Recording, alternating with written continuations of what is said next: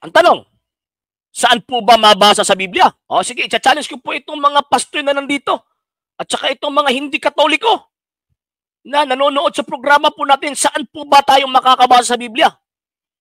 Na yung mga pastoy, meron silang kapangyarihang mangolekta sa mga offering ng kanilang membro in behalf sa Panginoong Diyos. Sige nga po, ilatag nyo nga po yung setas. Anong talata po sa Biblia? Na yung mga pastoy may kapangyarihang tumanggap sa kanilang mga offerings. Bakit po kasi? Talagang matatawa po tayo. Ginagamit po ng mga pastoy na ito ang salita ng Panginoong Diyos, ang pangalan ng Panginoong Diyos para magkapera lang po sila. At sinasabi na, actually, hindi naman kami hindi naman kami ang humihingi. Meron akong nakitang itong tinatawag na vlog ng isang pastoy. Wala kaming bayad. First, sabi niya, hindi kami yung direktang nangolekta ng 10%. Yung 10%. Yun. Then pagkatapos sabi niya, kasi swildado kami. Meron kaming sweldo. So itong mga pastoy na pala ito, mga bayaran po itong mga taong ito. Di ba? Mga bayaran po itong mga taong ito. Hindi po sila gagawa kung walang sweldo. Saan po kukunin yung sweldo po nila? Sa po, syempre. Di ba? So binubuhay ng mga membro nila, itong mga pastoy. Kaya nga po kung maliit lang yung mga membro, talagang pasmado si pastoy. Pasmado si pastoy. Bakit kasi iilan yung magbibigay? Kahit na i-compulsory po nila yung 10%, kung iilan lang po yan, ay talagang, yun, wala pong maibibiling make-up si pastoy para sa kanyang asawa. Wala pong gagamitin na pera si pastoy para ipasyal po niya yung asawa po niya doon sa mga lugar na gusto po nilang pasyalan. Ang ginagamit ni pastoy na pera para ipapasyal po niya yung asawa po niya, ibibili po niya yung ng make-up yung asawa po niya, yung pera na yan galing sa mga membro po niya. Yan po, mga sir, mga ma'am, itong mga hindi katoliko na nandito na nanonood sa programa at nakikinig sa programa po natin, mag-isip-isip po kayo. Naghirap po kayo. Naghirap po kayo magtrabaho for 1 whole day or 8 hours a day. Yung pawis po ninyo, talagang ang dami-dami kasi nagtatrabaho kayo. Naghihirap po kayo pagkatapos yung pera po ninyo, part po ng pera po niyo, ibibigay po ninyo sa pastor ninyo para ibili po yung asawa po niya ng make-ups, yung mga luho po ng asawa po niya, yung ring, yung kwentas, ayun. Yan po ba yung gusto po ninyo? Sa Biblia, wala din po sa Biblia na mga pastor may kapangyarihan na mag-receive ng mag-receive ng mga offerings. Wala po mga sir, mga ma'am. Wala po. Halos naubos ko na po lahat. Ang pagbabasa ng banal na kasulatan at iba-ibang version pa yung nabasa po natin, wala po tayong mabasa na yung mga pastoy may kapangyarihan or may authority to receive any amount from their members. Wala po. Saan po galing yung yung authority na yan? Na merong tinatawag na kapangyarihan si pastoy. Authority po yan from the government. Bakit kasi rehistrado po sila as corporation So kaya nga tayong mga Katoliko, pag titingin po tayo sa kanila, pag pinagpeperahan daw po tayo kasi nagbabayad daw po tayo pag magpapadasal tayo, pag magpapamisa nagbabayad daw po tayo. Yan po yung mga kinikwenta po nila Pero hindi po nila kinikwenta yung mga ibinibigay po nila sa pastoy po nila pagkatapos doon lang sa bulsa ni pastoy mapupunta yung mga pinagpawisan po nila. Di ba?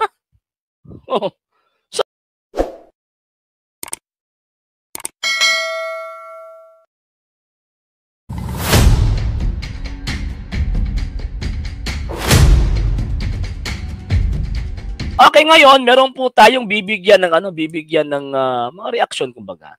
Actually, nag-post po tayo ng video kahapon concerning sa nireakan po natin, na binigyan po natin ng reaction concerning sa sinasabi na dapat yung Iglesia Katolika, dapat yung mga katuruan nakasulat sa Biblia letra por letra. Bakit daw po? Kasi wala daw pong tinatawag na wala daw pong katotohanan daw po yan kung isang bagay, kung isang katuruan na hindi daw po nakasulat sa Biblia letra por letra. Kaya nga po sabi po nila, wala daw po sa ang dami-dami daw po mga katuruan ng Iglesia Katolika, Apostolika Romana na wala daw po sa Biblia. Yan lang po yan po yung mga iniisip po ng mga kaibigan po natin, yung mga sulpot. Bakit po? Kasi gusto po nilang ipilit yung nasa isip po nila, ipapabasa po nila sa loob ng banal na kasulatan. Hindi po ganyan yung Iglesia Katolika. Bakit po? Kasi number one, mga sir, mga ma'am, ang simbahang Katolika sumusunod po sa aral ng Panginoong Jesucristo.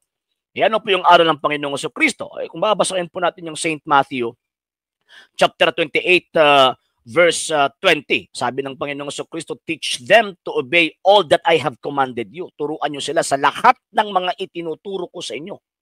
So, ibig po sabihin, o sa makatwid po dyan, yung itinuro ng Panginoong Jesucristo, hindi po nakasulat bakit po? Kasi hindi po inutusan ng ating Panginoong Jesucristo na yung tinatawag na kanyang mga apostol na magsulat kayo. Wala pong katuruan ang Panginoong Jesucristo na magsulat kayo. Pero hindi po ibig sabihin po dyan na parang dinedegrade po natin ang Biblia. Hindi po. Ang gusto ko lang pong ipapaabot po dito sa programa pong ito, na kung ano po yung katuruan ng Panginoong Jesucristo, yan po yung sinusunod ng Iglesia Katolika, Apostolika Romana. Wala pong sinabi ang Panginoong Jesucristo na magsulat kayo. Wala pong sinabi ang Panginoong Jesucristo na pag magtuturo kayo sa katuruan ko, dapat nakasulat yan sa Biblia letra por letra. Wala po. Bakit po? Kasi ang tinuruan at inutusan ng Panginoong Jesucristo to preach the gospel, to spread the gospel, tao po community. Kaya nga po, tinawag po yung tinawag po yung church. The church, it is a convocation or a society of people called out by God. Kaya nga po, meron po nasulat. Bakit po? Kasi meron pong community, meron pong mga taong ano ba yan sa Tagalog yung actually nalimutan ko yung nag-guide or ano ba yun? Sinasamahan ng banal na espiritu na nasa loob ng iglesia pong ito na nakasulat po. Sumulat po sila. So yan po mga sir. So ibig sabihin, ang iglesyang itinatag ng ating Panginoong Jesucristo from the first 300 years before na-compile at before na-publish itong tinatawag na Biblia, wala po silang hawak and at the same time, wala po silang katuruan na Bible alone. Wala po. Kaya nga po, kung babasahin po natin ang banal na kasulatan, never po tayong makakabasa ng word na Bible alone. So sa makatwid, mga sir, mga ma'am, yung paniniwala at pananampalataya ng ating mga kaibigang mga sulpot, wala po yan sa Biblia. Kung susundin po natin yung step nila na kapag hindi mabasa sa Biblia, huwag paniwalaan. So ibig sabihin, dapat huwag paniwalaan yung nasa isip po nila na Bible alone. Wala po yan sa Biblia. Number 2, wala din po sa Biblia na sinabi ng Panginoong Jesucristo at ng mga apostol na kapag magtuturo ka, dapat nakasulat letra por letra. Wala po Wala po. Kaya nga po tayo mga Katoliko, pag sila po magtatanong po sa atin, wala tayong obligasyon na magbigay sa kanila ng letra por letra. Bakit po? Kasi hindi po yan katuruan ni Kristo at katuruan ng iglesia itinatag ng ating Panginoong Jesucristo. Yan po yung point natin dito So, ibig bang sabihin, hindi na tayo naniniwala sa Biblia? Hindi po. Hindi rin po ganyan. Bakit po? Kasi turo ng Santa Iglesia Katolika, Apostolika Romana, ang pinakaunang iglesia kristiyana na nagtuturo na ang Biblia ay sinulatang salita ng Panginoong Diyos. Siya po yung pinakaunang nagturo bakit tayo sumusunod? Bakit tayo naniniwala sa Biblia bilang sinulatang salita ng Panginoong Diyos? Bakit po? Kasi turo po yan ng Santa Iglesia Katolika, Apostolika Romana. Naniniwala po tayo kahit hindi po nakasulat sa Biblia, letra por letra. Yan po yung pananampalatayang Katolika. Pero hindi rin po pwedeng itatali po tayo doon sa tinatawag na letra por letra. Bakit po? Kasi again uulit-ulitin ko po ito. Wala po yan sa Biblia na itinuro po ng mga apostol na Bible alone or letra por letra dapat mabasa kung ano po yung mga itinuturo po natin. So yan po yung Pinakauna, mamaya po mga sir, magbabasa po tayo. Sir Carlo, good evening sa inyo. Sir Heroncio Inaw, Sir Helio Medillo, Sir Emil Cabaral, si Ma'am Divina, sa kunya, good evening po sa inyo. Okay, sige po. Proceed po tayo. So ngayon, sino po ba ang pinakauna nagturo itong tinatawag na Bible alone? Bakit po? Kasi hindi naman po yan itinuro ng Panginoong Jesucristo di ba? Yung sinabi po natin kanina, wala po sa Biblia and never po tayo makakabasa, mga sir, mga ma'am, na mga sinulatang yung mga tinatawag na mga writings ng unang mga Kristiyano, maliban po sa tinatawag na Biblia, wala po tayong mabasa na itinuro po yun ng mga fathers po noon. Wala po. Hindi po tayo makakabasa po niyan at hindi po tayo makakahanap ng ebidensya na nagtuturo ang unang mga Kristiyano for the first 300 years ng Bible alone. Wala po Kasi at that time, wala pa pong Biblia. Yan po. Sino po ba ang pinakauna nagturo po niyan? Actually, before Martin Luther, nandyan na po yan sino po yung nagturo po niyan? Yung mga forerunners, for example, John Zwingli. Di ba? Sila po yung pinakauna nagturo. Pero mas lumago po siya nang nagprotesta po si Martin Luther noong 1517. Kaya nga po itong katuruan na ito, kasi siya po yung publicly tinindigan po niya yung Bible alone. So siya po yung parang inattribute po sa kanya yung katuruang ito na sola fide, sola scriptura, sola gratia. So yan po mga sir. So ibig sabihin itong sola scriptura or Bible alone, hindi po yan galing kay Kristo, kung hindi galing po yan sa isang tao. Sino po? Si Martin Lutero. So kung dyan po tayo susunod sa aral ni Martin Lutero, so ibig pong sabihin po mga sir, mga ma'am, ibig pong sabihin po niyan, sumusunod po sila sa tradisyon ng tao. Hindi po galing sa tradisyon ng Panginoong Jesucristo. Bakit po? Kasi ang tradisyon ng tao nagtuturo ng mga bagay na hindi po galing sa Panginoong Jesucristo. Tayo mga Katoliko po kasi, kahit bago po sa atin yung tinatawag na mga terms, pero kung sa ating pong termino is formula po siya sa itinuro na po noon. Kahit walang pangalan po, pinangalan na lang po ngayon. For example, ano po yung pinaka-the best evidence na nakikita po natin at maiintindihan po natin na meron palang esensya pagkatapos late na po yung name or formula. For example, the Bible. Di ba? Before ang 4th, 5th century, before na-compile o na-declare ng Simbahang Katolika yung Biblia na sinulatang salita ng Panginoong Diyos, meron silang paniniwala concerning the Holy Scripture. And ang nasa isip ng mga Kristiyano po ng pag sinasabing Holy Scripture before 4th to 5th century, ang nasa isip po nila is yung New Testament. Late na po yung kinikilala po nila na yung mga writings ng mga apostol na belong sa Holy Scripture. Late na po yan Kahit na nga po yung mga apostol, hindi po nila alam na yung mga writings po nila magiging kasali po siya sa tinatawag na Holy Scripture. Wala po So ngayon, ibig sabihin, itinuro na po na meron pong Holy Scripture, hindi pa po tinawag na Biblia yan noon, pero after 4th to 5th century, ayun, nandyan na po yung term na Biblia or formula na the term Bible or the Bible. So sino po ang pinakauna nagturo sa word na yan or nagsalita sa salitang yan na term Bible? Ang Simbahang Katolika. Hindi po Protestante, hindi po Seventh-day Adventist, hindi po Faith Tabernacle, hindi po tinatawag na Jehovah's Witnesses, hindi po Iglesia ni Cristo ni Manalo, hindi po Lutheran Church, hindi po Baptist Church ang nagsabi po niyan o nagbigay ng formula concerning sa Holy Scripture.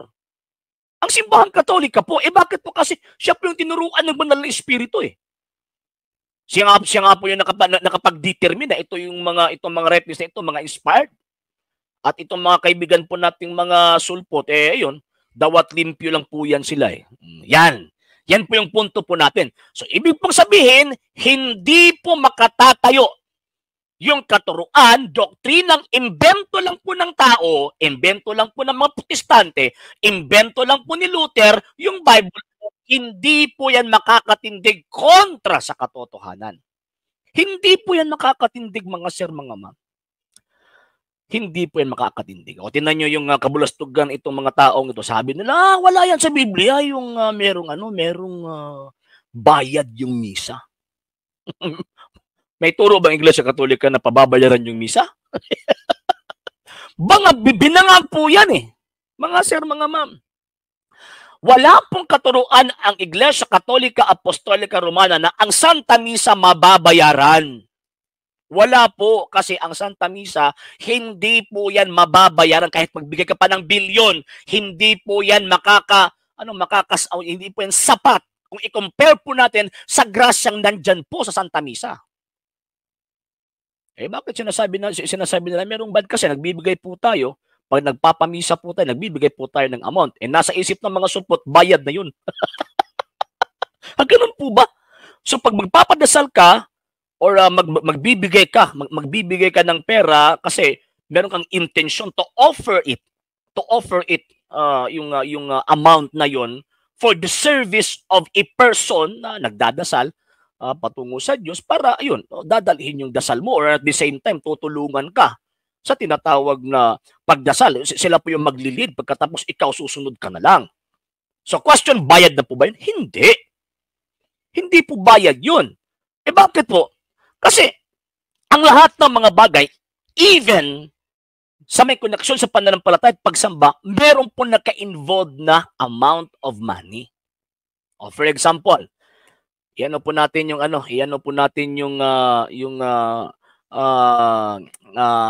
example, pinaka-the best example is yung 2 Maccabee chapter 12 verse 43 to 45. Diba? So, yun, nagpapagather si Judas Maccabees ng tinatawag na amount na 2,000 drachma. Nagpapagather po siya. Pagkatapos, ipapadala doon sa Jerusalem for the prayers of the dead. Yan. So question, nagkasala sila? Hindi. Ang mga apostol po noon, pag magkakatipon-tipon po sila, mag-aambag-ambag po sila at magbibigay po sila ng amount sa panahon sa pagsamba po nila, bayad po ba yun? Hindi. Eh bakit po? Kasi, kung titignan po natin sa theological explanation po dyan, tapos na po namatay ang Panginoong Jesucristo eh. Yung kamatayan po ng Panginoong Jesucristo, yan po yung perfect sacrifice and offering po natin. Pero tayo din po, sa ating po mga sarili, pag magsasamba po tayo sa Panginoong Diyos, magbibigay po tayo ng mga bagay na mamamatay or tinatawag na meron pong benepisyo, magiging malaking benepisyo ito para sa misyon, sa gawain na kung saan ipapalaganap ang salita ng Panginoong Diyos. So kaya nga po, every pagsamba po natin, magbibigay po tayo ng pera at hindi lang po tayo. Diba? Hindi lang po tayo mga sir, mga ma'am, even nga ito mga sulpot na ito. Saka din po nangongolekta, diba? Sa every magsasamba po sila, nangongolekta din po sila. Eh sa atin po kasi, mga special cases po yan, pag may mamatay, pag may tinatawag na yung birthday po natin, sige, magpapamisa. So, in behalf of me, so yun, mag-o-offer ako ng isang bagay. Anong bagay na yun? For example, money. Yes. I-offer po natin doon sa simbahan para yung simbahan, siya po yung maglilid, kumbaga, sa prayer na gusto po natin, ipagdasal po tayo. Mali po ba yun? Hindi po yan. Mali, morally, hindi po. Hindi po. Kasi ano po yan eh? Tinatawag po yun na spiritual work of mercy. Ibig sabihin, tinutulungan po natin yung kaluluwa po natin para mapalapit po tayo sa Panginoong Diyos sa mga ganyang mga bagay. Yan po yung stand po natin mga Katoliko. And syempre, sigurado po na ang pinag-o-offeran po natin, ang Diyos mismo sa pamamagitan ng kanyang mga pari. Bakit po kasi? Ang mga pari po kasi, sila po yung mga ministro ng Panginoong Diyos eh. So sila po yung may kapangyarihan, may authority to receive our offerings and sacrifices. Biblical po yan eh. O tingnan niyo yung Old Testament, sino po yung tatanggap sa kanila sino po yung tatanggap ng mga offerings po nila? Itong tinatawag na ikapupo nila, yung mga pari. Eh bakit? Kasi sila po yung, before Christ, sila po yung ministro ng Panginoong Diyos eh. Pagdating ng Panginoong Jesucristo, ang pagkapari, naputol na po yung pagkapari ng mga Hudyo kasi ang Panginoong Jesucristo, siya po yung nagbago. Siya po yung bumago. sa linyada ng mga pari. Bakit po? Kasi sa panahon po niya, nang siya dumating po dito, siya po'y naging apostol at punong pari ng ating pananampalataya. So kaya, kung siya po yung punong pari, meron din po siyang mga subjects na mga pari. Diba? So meron po siyang mga galamay na mga pari. At isa na po dyan, San Pablo, San Pedro, yung mga apostol. Kasi sila po yung pinakaunang inilagay sa kanyang iglesia eh. Diba? So, ibig sabihin, from the time of the apostles, ang mga paring merong koneksyon sa mga paring yan na galing sa Panginoong Jesucristo, until now, sila po yung may kapangyarihang tatanggap sa ating mga offerings. Yan po. Ang tanong, saan po ba mabasa sa Biblia? O sige, i-challenge ko po itong mga pastor na nandito at saka itong mga hindi katoliko na nanonood sa programa po natin, saan po ba tayong makakabasa sa Biblia? Na yung mga pastoy, meron silang kapangyarihang mangolekta sa mga offering ng kanilang membro in behalf sa Panginoong Diyos. Sige nga po, ilatag nyo nga po yung setas. Anong talata po sa Biblia? Na yung mga pastoy may kapangyarihang tumanggap sa kanilang mga offerings. Bakit po? Kasi talagang matatawa po tayo. Ginagamit po ng mga pastor na ito ang salita ng Panginoong Diyos, ang pangalan ng Panginoong Diyos para magkapera lang po sila. At sinasabi na, actually, hindi naman kami hindi naman kami ang humihingi. Meron akong nakitang itong tinatawag na vlog ng isang pastor. Wala kaming bayad. First, sabi niya, hindi kami yung direktang nangolekta ng 10%. Yung 10%. Yun. Then pagkatapos sabi niya, kasi, swildado kami. Meron kaming sweldo. So itong mga pastor na pala ito, mga bayaran po itong mga taong ito. Di ba? Mga bayaran po itong mga taong ito. Hindi po sila gagawa kung walang sweldo. Saan po kukunin yung sweldo po nila? Sa po, syempre. Di ba? So binubuhay ng mga membro nila, itong mga pastoy. Kaya nga po, kung maliit lang yung mga membro, ay talagang pasmado si pastoy. Pasmado si pastoy. Bakit? Kasi iilan lang yung magbibigay. Kahit na i-compulsory po nila yung 10%, kung iilan lang po yan, ay talagang, yun. Wala pong maibibiling make-up si pastoy para sa kanyang asawa. Wala pong gagamitin na pera si pastoy para ipasyal po niya yung asawa po niya doon sa mga lugar na gusto po nilang pasyalan.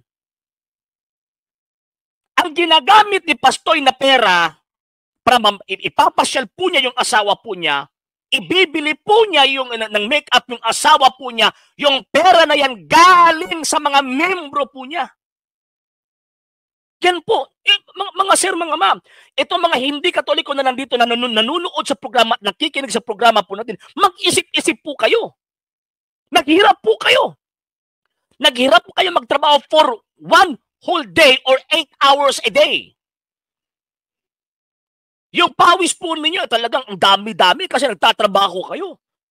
Naghihirap po kayo pagkatapos yung pera po ninyo, part po ng pera po niyo, ibibigay po ninyo sa pastor ninyo para ibili po yung asawa po niya ng make-ups, yung mga luho po ng asawa po niya, yung ring, yung kwentas, ayun. Yan po ba yung gusto po ninyo? Sa Biblia, wala din po sa Biblia na mga pastor may kapangyarihan na mag-receive ng mag-receive ng mga offerings Wala po mga sir, mga ma'am. Wala po. Halos naubos ko na po lahat. Ang pagbabasa ng banal na kasulatan at iba-ibang version pa yung nabasa po natin, wala po tayong mabasa na yung mga pastoy may kapangyarihan or may authority to receive any amount from their members. Wala po. Saan po galing yung yung authority na yan? Na merong tinatawag na kapangyarihan si pastoy. Authority po yan from the government. Bakit? Kasi rehistrado po sila as corporation So kaya nga, Kaya nga, tayong mga Katoliko, pag titingin po tayo sa kanila, pag pinagpeperahan daw po tayo kasi nagbabayad daw po tayo pag magpapadasal tayo, pag magpapamisa, nagbabayad daw po tayo. Yan po yung mga kinikwenta po nila eh. Pero hindi po nila kinikwenta yung mga ibinibigay po nila sa pastoy po nila pagkatapos doon lang sa bulsa ni pastoy mapupunta yung mga pinagpawisan po nila. Di ba? Oh.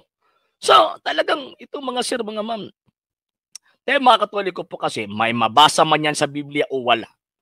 Basta turo po yun ng Iglesia Katolika, Apostolika Romana, susunod po tayo. Bakit po? Kasi ang karunungan ng Panginoong Diyos, ibinigay po niya sa kanyang iglesia. Ephesians chapter 3 verse 10, di ba? Ang karunungan ng Panginoong Diyos, ibinibigay po niya sa kanyang iglesia sa iba't ibang paraan. Yan, kaya nga po, 1 Timothy chapter 3 verse 15, sinabi ng banal na kasulatan, the church is the pillar and foundation of truth. Yan po.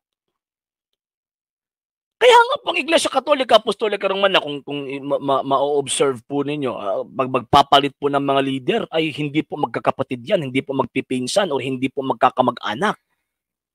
Bakit po? Kasi yan po yung nagpapatunay na itong iglesia pong ito, hindi po pinagmamay-arian ng mga presenteng pari at obispo o mga papa po ngayon. Hindi po. Hindi po. Kasi alam po ng lahat, even yung tinatawag ng mga hindi Katoliko, alam po nila na ang may-ari ng Santa Iglesia Katolika, Apostolika Romana, yung nasa langit na Savior po natin. Yan po. Itong mga pastor na ito, tingnan nyo, di ba? Tingnan nyo. I-observe po ninyo yung mga styles po nila. Talagang mag-aangkin pa na kami ang totoo. Yung pagsamba namin, tatanggapin ng Panginoong Diyos. Kasi ganito, ganyan. Pero anong ginagawa po nila sa kanilang pagsamba? Concert! Entertainment! Yan po ba yung pagsamba? Ng mga dinatawag na mga unang mga Kristiyano po noon? Hindi! Wala eh. So itong Bible alone, hindi po yan makakapasa or hindi po yan makakatindig kung katotohanang Kristiyano na po ang pag-uusapan po natin.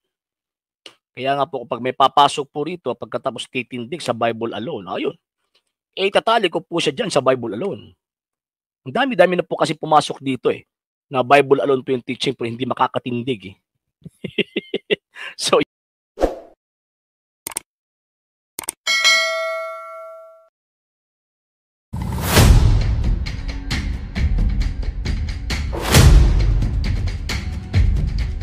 okay, ang SDA Anaaray Apostolic Connection. So mo na ato ang tubagon karon ha. Okay, sige ato ang i-play ning iyang video. Hanan kung doon na ba'y Apostolic Connection ang Seventh-day Adventist Church, ang tubag naa. Si anan sa naabo di Apostolic Connection ang Seventh-day Adventist, ang tubag nila naa. Pero ang problema na ang kasaysayan nag-ingon o nagsulti nga ang Seventh-day Adventist ning butho lang ni adtong 1863 dito sa Battle Creek, Michigan. Unya ang founder niini si Ellen G. White, Joseph Bates, James White o G.N. Andrews. So sa unsang pagiha nga nakonek sila. And remember, kanang gingon nga apostolic connections ambot pasabot ana is connected or existed ang maong simbahan nga imong ikonektahan from the 1st century AD until now. Nga naman kay ang Kristo manggod na ay requirements.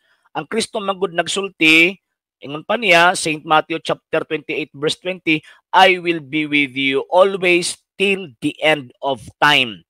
Ako magauban kaninyo kanunay hangtod sa katapusan sa kalibutan.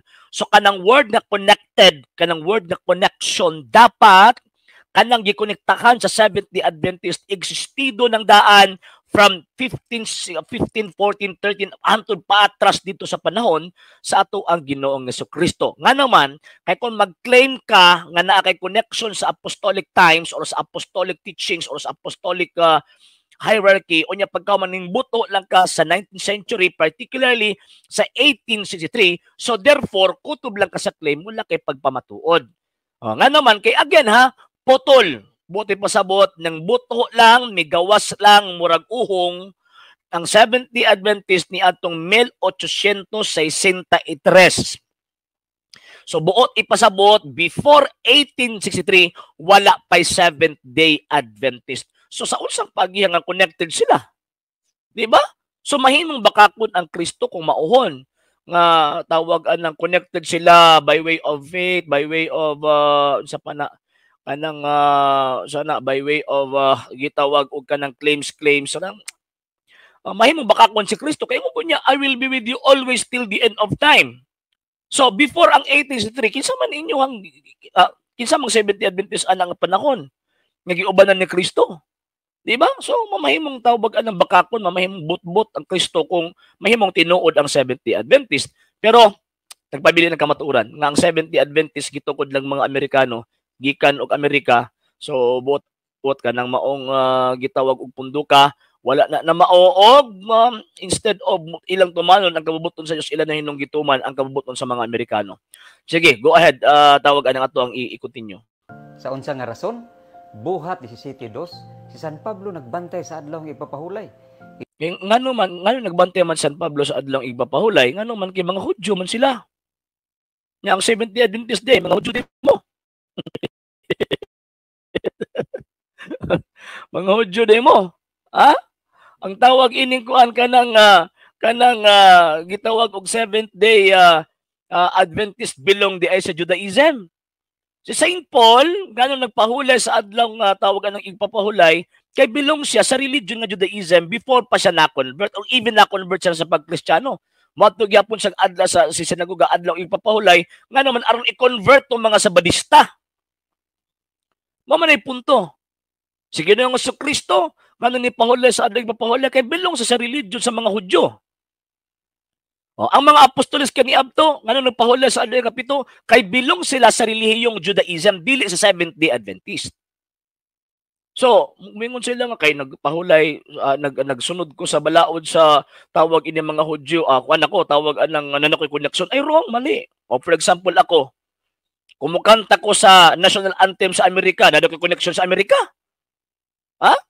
O kung nagsunod ko sa ilahang tawag ini nga balaod sa mga Amerikano na puday ko. It does not follow. It does not follow. O nya, balik ko na to ha, kanang relihiyong gipasakupan ni San Pablo o uban pang mga apostol, even ang ato ang Ginoong Kristo, dili na Seventh-day Adventist. Ano makaingon mo nga naamoy koneksyon sa mga apostol. Kana nga panahon, again, ang mga apostol, particularly, usa din na si tawag inang si San Pablo, nga apostol sa mga gipili ni Ginoong Kristo, ang religion anang ilang naabtan, dili 70 Adventist, kundi Judaism. Kung tinuod nga na ang may koneksyon, tungod anang pagpahulay sa adlang igpapahulay, dapat sana dito mo magpasakop sa gitawag og Judaism, dili mo magpasakop anang gitukod og mga Amerikano ni adtong 1863. So, mali akong gingon na claiming and proving. Ako inang balik-balikon, claiming and proving are two different things. Ang pag-angkon og ang pagpamatuod duha na ka managlahi nga butang. So kana mga sir, mga ma'am. So mag-angkon ni nga na apostolic connection unya pagkahuman buto lang ni atong 1863 nya mingon na nga nami connection kini pahuli mi adlaw ikapito. Unya, kung ipahuli mo sa adlaw ikapito ni pahuli nagsunod mo anang maong gitawag og sugua. Ang question din na kinsa man po nagsulti ninyo nga tama na inyo ang pagsaulog sa adlaw ipapahulay. Mao ba na kana bang pamaagi sa inyong adlaw ipapahulay nga pagsaulog same ba sa tawag ining biblical Sabbath nga ato ang mabasa? Dili oy. Nga naman kay ang biblical Sabbath, ang mangulo pari, dili pastoy. Nya naa sila i-offer nga sacrifice. Kamo, namo i-offer nga sacrifice? Wala. Wala gini ma-offer, wala gini tawag ining ma-offer nga sakripisyo ning mo mga tawa na inon ang ilang bulsa. May masakripisyo gyud na tungod sa panginahanglan sa ilahang gitawag og pastoy. Mao na. Mo ti masakripisyo permitag sacrifice nga gisulti sa balang kasulatan. Wala oy. So kanang inyo ang sabat-sabat kanang pagpahulay ninyo sa adlaw igpapahulay kuno nga natunong sa atong kalendaryo og Saturday Dili na maong adlang ipapahulay sa gisultis balaang kasulatan. Dili na mao.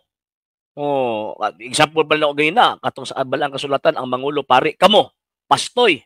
Diha sa biblical sabat na sakripisyong ihalad ang sa inyo ha entertainment. Wali-waling pastoy. Dili ay layo ra mo tinae. So sila San Pablo again, nagsunod sila sa adlaw ipapahulay kay member man sila, nabilong man sila sa Judaism. Kamo, di man mo tawag anang ko ng mga Amerikano man na founder ninyo. Nya pagkahuman mga Pilipino mamong dagko so pamamo dili man mo sakop sa Judaism so kami connection puto lang inyong connection. Yeah, sunod na 2:8 si San Pablo nagtuo sa kaluwasan sa grasya pinaagis pagtuo. Ay nito ang masadpud mi ana. Pero ang problema lang unsa niyo pagdawat sa inyong grasya nga may mga sakramento. Diba? Oh, madawat ang grasya pinaagi sa gitawag og mga sakramento kay ang mga sakramento mao man na siya ang tulay o mao man na siya ang tubo sa grasya nga amo ang madawat para maluwas mi. Mo ba to kinahanglan ang pagtuo, kinahanglan ang faith. For example, Santa Eucharistia na kinahanglan mig faith. Kinahanglan og faith kano man Hebrews chapter 11 verse 6 ang Dios dili mahimut sa taong way gitawag mga pagtuo. Kamo. Oh. Tuo mo ng Efeso kapitulo 2 bersikulo 8 pero supak mo mga sakramento. Tuo mo anang pinaagis pagtuo niya kanang pagtuo nga inyong gihawiran pagtuo nga giimbento sa mga Amerikano ni atong 1863. Wala gi connection bisag kung saon. Oh, sige next. 1 Juan 5:3 si San Juan nagpahinumdom sa pagbantay sa kasuguan sa Dios. Unya kanang kasuguan na din kasama implementor. Sumala sa tawag anang sa panahon sa mga apostol kaniadto, ang implementor mga Hudyo. Kamo, kasi may implementor ninyo, 70 Adventist, asa man as Biblia? Ang implementor sa kasuguan ng 70 Adventist. Wala. Yang ano ang simbahang katolika, karon sa karon nga panahon siya man ang implementor, tungod sa implementor sa balaod o sa sugo, nga naman tungod kay siya ang iglesia ang gitukod ni Kristo. Ang kahingpitan sa balaod nga si Ginoong Kristo, natuman mismo kang Kristo. Mo nang simbahang katolika karon ang moingon na ikaw mali ka, ikaw tama ka. Sa pagsunod sa balaod, morally. Sa inyo, kinsa man ang kuan, 70 Adventist, unsang sita sa Biblia, kapitulo, bersikulo nga ang 70 Adventist, gitagaan sa sugo, aron siya, kamo ang tawag anang mo implement. Kaya kung wala mo otoridad, nga mo implement ni anang balaura, pagkatapos nagtuman-tuman mo, manaway mo, nga kinitama, kinitawag ini nga mali, so ang mahitabuan na usurpation of authority na. Marabag kuan ba? Marabag ka ng balaod sa Amerika ba? Ako ang implementar sa Pilipinas. May tabo din na. Pwede din na. Magtuman-tuman ko ng balaod sa Amerika. Nya, pagkauman, sawayon ako ang mga Pilipino kaya wala nakatuman sa balaod sa Amerika. Dili ay. In every law, nga tawag ka nang i-implement, na gina-implementor. Kamo, nagsunod mo ng balaod sa atong ipapahali ka na makasuguan. Kasi may implementor na. Kasi may implement na. 70 Adventist. Wa man na sa Biblia. Nga naman kay ang 70 Adventist migawas lang 1863. Boti pasabot na ana ng sugua, na anay tawag ining mo ini-implementar anang sugua. So buot ipasabot kamo nga mosunod, igud na lang ko mosunod. Unya mutuo dito sa mga sa otoridad nga nag-implementar anang maong gitawag og sugua. Kamo, ako ginambalik-balikon, kinsa may implementor ninyo sa balaod? Ang implementor mo man gitagaan sa sugo. Oh, ano sa amang gitagaan ang 70 Adventist sa sugo? Be, sige daw. Tuwado na ko ano, himay-himayon. Sige daw. Sa tanang mga members sa 70 Adventist, pangutanan ng inyong mga pastoy, ano sa gitagaan ang 70 Adventist sa kagahom? O ano sa gitagaan ang 70 Adventist sa balaod nga kung diin sila may otoridad sa pag-implementar anong balaura aron makasaway sila, maka tawag ini mga correct sila ni adtong mga tao sa giingon nilang wa magtuman sa sugo sa Dios. Sige daw. Itarong daw na. Ha? Sige, continue na to. Lucas 5:21 si San Lucas nag-ingon nga ang Dios lamang ang makapasaylo sa sala. Si San Lucas din nag-ingon nga ang Dios lamang mao'y makapasaylo sa sala. Tinod man na og dito utana. Nga ang Dios lamang ang makapasaylo sa sala. Pero ang problema, ang Dios atong matagamtaman ang kapasayloan sa Dios pinaagi sa iyang mga pari.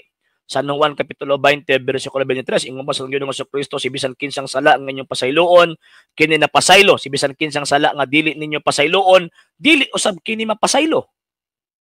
So buti pasabot matagamtaman nato ang pasaylo sa Dios nga pinaagi sa iyang gitawag og mga pari. So kung tawag ka nang wala mo pari, o kasi mo pasaylo sa inyo. Di na to mapahamtang ang di na to madawat ang kapasayloan sa Dios kung tawag nang wala mga pari. Di ba? O man yung mga pari niyan, naway mga nagpari ni. Di ba? Ato tan-aw na to San Lucas bi. Tan-aw na to San Lucas bi, San Lucas 5:21. San Lucas daw nagsulti. Okay, atong basahon mga sira. Ingon pa yan si San Lucas na nisulti 5:21 nga tawag ining ang Dios lang ang makapasaylog sala. Pero ako nituo ko, ang Dios lamang. Mabito ang mga pari, tawag anang maghatag og pasaylo, mingon ang pari nga gipasaylo ko na ikaw sa ngalan sa Amahan, sa Anak ug sa Espiritu Santo. Ngano man kay ang gigamit ng authority sa pari, katong otoridad na gikan sa Dios. O di ginamit ng pari nga gipasaylo ka na sumala nako. Di ba? Ngano man kay kung sumala niya ayog tuo. Kay walay kagahom ang tawo nga makapasaylog sala. Pero naali kagahom ang mga pagpasayog sala tungod sa otoridad nga gihatag kanila ni Kristo. Nya kay nang 5:21 ingon pa niya nga tawag anang kuno kuno si San Lucas na kuno sultian ni. Tumasahon ng 5:21.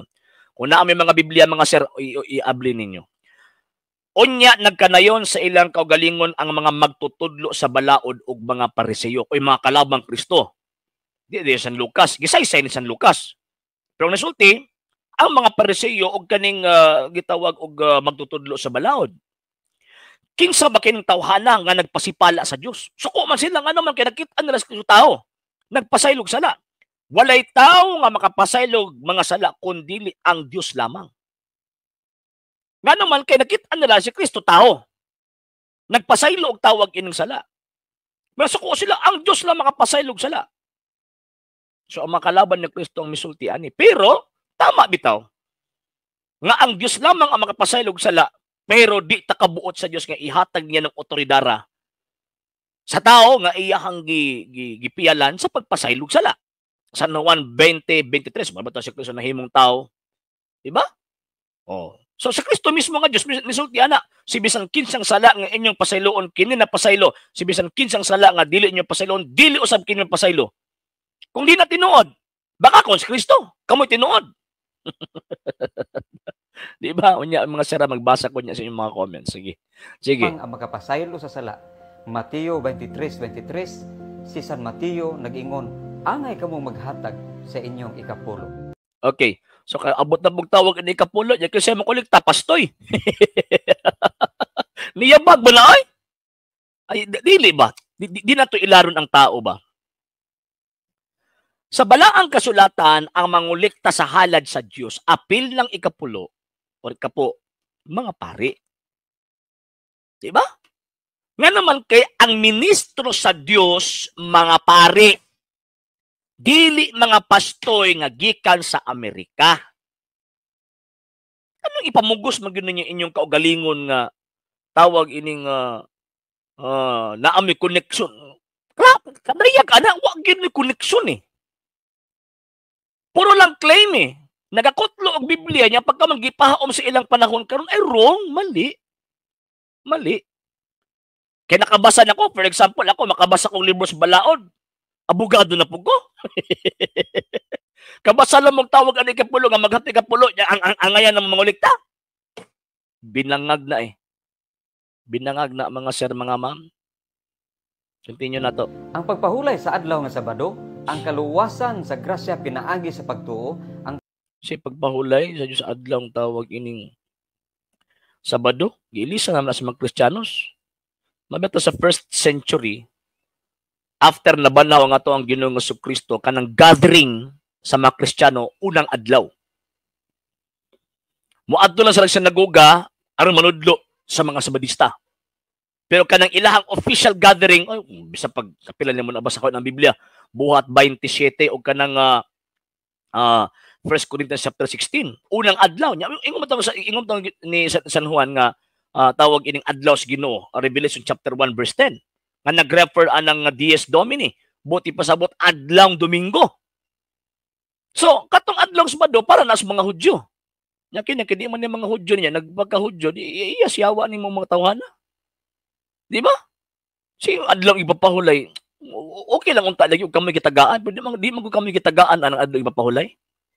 Nga naman kay ang purpose nga nang gitagaan sila adlaw ipapahulay, nga naman kay naulipon sila sa Ehipto sulod sa 430 ka tuig. Kini naulipon man ni, wa man. Ang kaliwatan ani. Kasi kini si pastor Pilipino man gyud ni. Pero naulipon na sa Ehipto. Para mosunod sa adlaw ipapahulay. Pagka na lang yun. Sige, pagbantay sa kasuguan, ang pagtuo nga Dios. Pagbantay sa kasuguan, again, kisa lagi mo implement anang kasuguan na. So pa kung mas Katoliko, kisa mo implement anang kasuguan na. Kamukha mo rapod. Lamang ang makapasaylo sa sala ug ang paghatag sa ikapulo kining tanan maoy kinabuhi og pagtuo sa mga apostoles ni Kristo. Ug wagin ni mga tawhana ba mo na kinabuhi. Mga Hudyo lagi ito sila. Kapilat. Kapila ba? Again ha, wa mo'y kalambigitan, wala mo'y koneksyon sa Hudaismo. Nganong ang mga apostol kani adto mituman man ni anang maong gitawag og tanan, ngano man kay bilong sila sa relihiyong Hudaismo. Never ka makabasa nga ang mga apostol nang uling tag 10%. Wala. Di ka makabasa. Never ka makabasa nga ang gathering sa mga apostol officially adlaw Sabado. Dili ka makabasa. Kanang gingon din na nga makitaan sila ni suod silang sinagoga, normal na para sa ila kay mosunod sila sa ordinansa nila kay kun di sila mosunod ana, mahitabo nga dili sila maayo nga citizen. Diba? Oh. Karon, ang ilang official day of worship dili man adlaw Sabado. Dili man adlaw igpapahulay. Ang ilang official day of worship adlaw Domingo. Kaduha, masala nang ulikta og 10% sama sa mga gihimo ron sa mga pastoy nga nangulikta og tawag ining 10%, di ba? Nga wa man sa Biblia, biasa sa Biblia ba? Nga ang mga pastoy nga sa Seventh-day Adventist kitagaag otoridad nga mangulikta sa 10%. Wala eh. Number 3, mituo mi kang Kristo. Mituo mi sa grasya, mituo mi sa pagtuo. Onya, sao man na ron? Nga pari mi nagdumala ana dili man pastoy. Bangag ni mga tawana mo na mga kung sila istoryan mo lang yung tawag anang kan mo tinuod ba? Paminaw mo sila nya wa kay background kuan gyud ka madala ka. Nga naman kay may mga istorya. Pero kung imong usa-usahon ay sus Ginoo ko in town. Ngit-ngit pa sa alkitran. Mutuan ning maong mga pastuya. Kana mga sir mga ma'am.